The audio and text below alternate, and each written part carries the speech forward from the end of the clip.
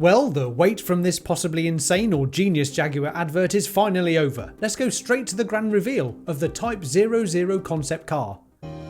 I'm super! Thanks for asking! No, not that one, although that's exactly what I was expecting. It's this, a 3-minute mind-bending, nonsensical extended version of that awful alienating Jaguar advert. You remember the car advert, don't you? It's the one with no car.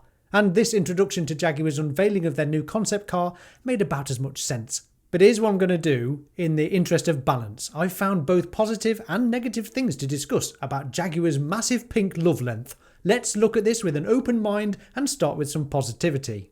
Everyone in the car world is talking about Jaguar right now. Big tick for at least stirring up some interest then. Jaguar have well and truly detached themselves from the old golf-swinging, cigar-smoking, jelly-belly men of the past. Rebrand fully underway then. Tick. Jaguar have taken brave steps forward in reinventing themselves for a new customer base of younger, wealthier, more connected urbanites. Rather than ignoring or at least not taking seriously the inevitable electric vehicle future like so many legacy car companies, Jaguar are positioning themselves as a luxury electric car brand. Yeah, don't worry, I've not entirely lost the plot. There are some negatives coming up. But let's face it, Jaguar really needed to do something drastic. Sales have plunged since their glory days pre-COVID, dropping by about 70% in some markets.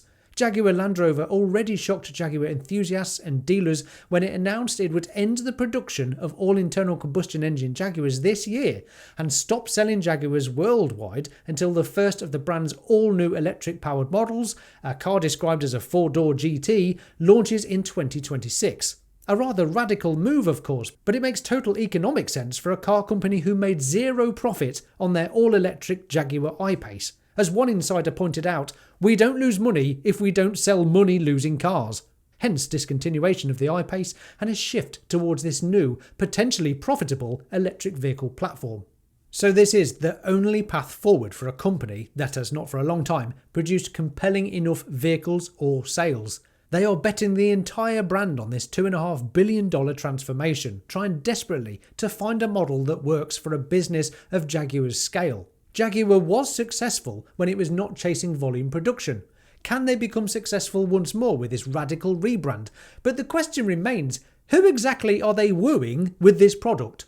I mean, serious question. How many pink cars have you seen on the roads? Would you buy a bright pink car? Let's go one further. How many people do you know with 120 grand to spend on a car would buy a massive pink one? Look, I like pink. It's on my thumbnails, it's on my wallpaper. But seriously, there's a reason you don't see many pink cars. People generally don't want them. Unless you're the Pink Panther, of course. For all we know, there might be more options than these two colours. But let's discuss the next elephant in the room, concept cars. Unless you are Tesla, concept cars never look anywhere near as nice as the final production models. The best example I can find of this is the stunning Mercedes that turned into this. Ugh! Or the Volkswagen ID Buzz. Goodness me, this concept version and working prototype were beautiful inside and out, yet turned into a pretty much standard van full of plastic with a billion expensive options, one of which being two-tone paint. Sure, a few companies managed to pull it off and get close-ish to the end product, but if history is anything to go by, it's very doubtful it will look as good as this. If indeed you do think it looks good, that is. Let's check in with reality then. These dramatic butterfly doors are not staying. This will unfortunately be a standard 4-door vehicle. These massive 23-inch wheels, whilst looking cool, are unlikely to make the final production model. I do like these little cameras that pop out from the side plates, but as America is the primary target market for this new Jaguar, it's mandatory to have proper mirrors stuck on the side. Hence the Cybertruck needed mirrors. All starting to look a bit more normalised, eh? The width of the thing looks massive, hefty even. The problem with that is that after catering for the American market comes China, Europe and the UK, not markets that are known for wanting enormously wide vehicles. Just like the Cybertruck, both would fit on the road of course. Both vehicles are smaller than a long wheelbase Ford Transit van for example, and they get around just fine. But parking might be somewhat of an issue. Try fitting that into a multi-storey parking space, although I guess you'd just call your valet, wouldn't you, if you had a Jag? In fact, while we're on the subject, let's assume Jaguar nails it. It starts production. Everyone loves it. 2027 is here, and this Jaguar pulls up alongside an affordable peasant's Tesla.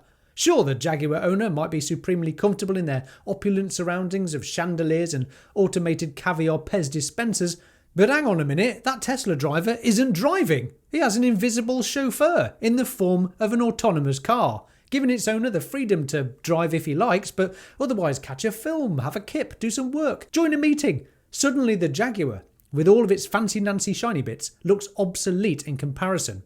Do you want a 30 grand car that can drive itself, or a 120 grand car that cannot? It's unfortunate that most car companies, Jaguar included, are totally overlooking the mass disruption of self-driving vehicle technology. And it's only Tesla that has an affordable, scalable solution to full autonomy. I can't be the only one who can see what's coming. Do you agree or disagree? Let me know with those thumbs.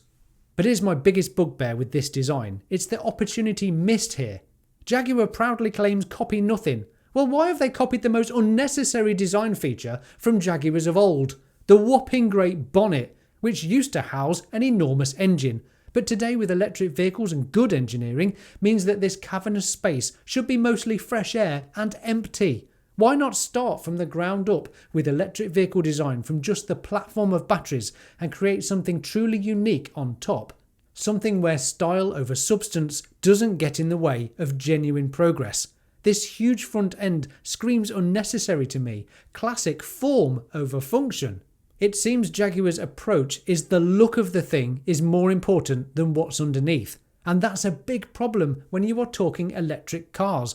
Weight matters, aerodynamics matters. From the flat, fake front grille, to the massive wheels, to the size of the beast. If this is really going to achieve 430 miles of range and have 1,000 brake horsepower, it's going to need a very large battery pack to go with it, which leads to compromises. How will Jaguar maintain its reputation of offering driving excitement and dynamics, or is it to hell with that too?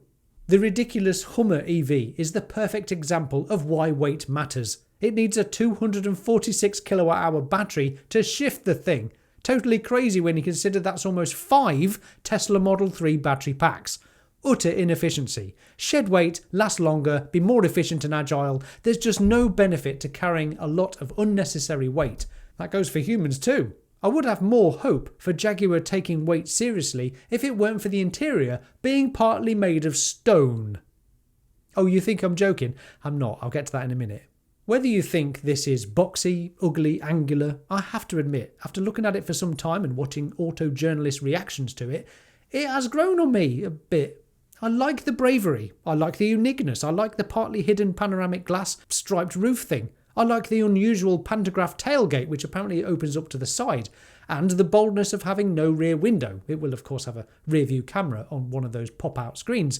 Perhaps the logo / Jaguar badge wasn't such a bad idea after all. Or have I, like many others who have seen auto journalist reactions to this Jag, been subject to a bit of auto journalist trickery?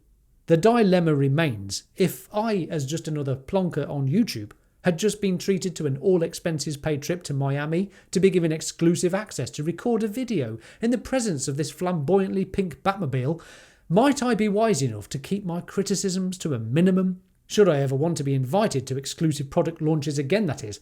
'Tis a bit of a conflict of interest and not too dissimilar to the mainstream media versus independent media, of which only one you can trust to share their unbiased opinions and facts. Let me know what you think about that below. Are you suspicious of auto journalists, or do they still retain their credibility despite being constantly wined and dined by the automotive industry?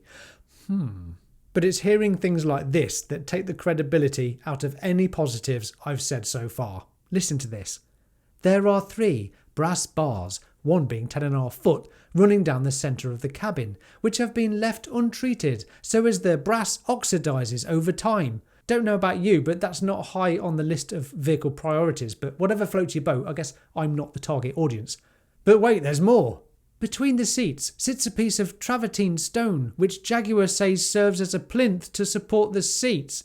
The project was originally codenamed Renaissance, prompting the team to draw inspiration from Renaissance-era art and architecture through the use of brass and travertine. The seats, upholstered in a wool textile blend, look like something you might find on the balcony of an ultra-expensive mansion. What? Here's the best / worst bit. Instead of drive modes, Jaguar created a unique way to change the experience inside the Type 00, which it calls totems. There are 3 totems which live inside the prism case accessed from the exterior behind a powered panel just ahead of the doors. Each totem is constructed of different materials: brass, travertine and alabaster. The totems are placed in a slot next to the brass spine in the centre console. The white upholstery opens to reveal a cubby with a vibrant blue hue. Each totem alters features such as ambient lighting and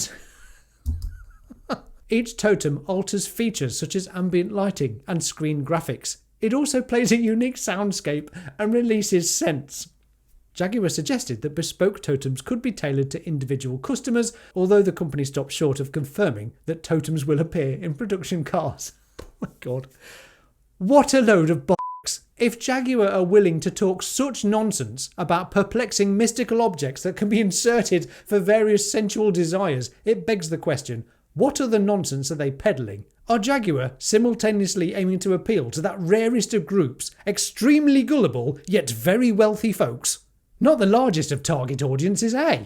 In reality, Jaguar didn't share any powertrain details. The Type 00 is purely a design concept, but the automaker referenced the JEA platform that will underpin its 4-door production car coming in late 2026. Not this one, a 4-door version. This won't directly translate into a production car. We have simply been shown Jaguar's vision of the future, not its reality. Jaguar talked about a captivating driving experience, engaging handling, and exemplary ride comfort, and claims it is targeting an EPA-rated range of 430 miles for its 4-door Grand Tourer. They also claim it would have 4-wheel drive along with 4-wheel steering. But in reality, after this Max Woke advert, ridiculous interior description of totems and stone plinths, Jaguar's deliberate dismissal of their heritage and former customer base, will there really be anyone left to buy such an exclusive, expensive fashion statement? Good luck, Jaguar. I sincerely hope you make it into the future, no matter how bizarre your strategy. But what do you guys think? If it did look like this, would you buy it? Is the exclusion of self-driving technology as big a deal as I think it is? Get involved in the comments below. I'd love to hear from you. Now, I've got something to show you. It's not big, but it is clever. It's the new 7-seater Model Y, now available in the UK. Click this next. I'm Will, this is the Tesla Jigsaw. Thank you, Patrons. Thanks for watching. Bye for now.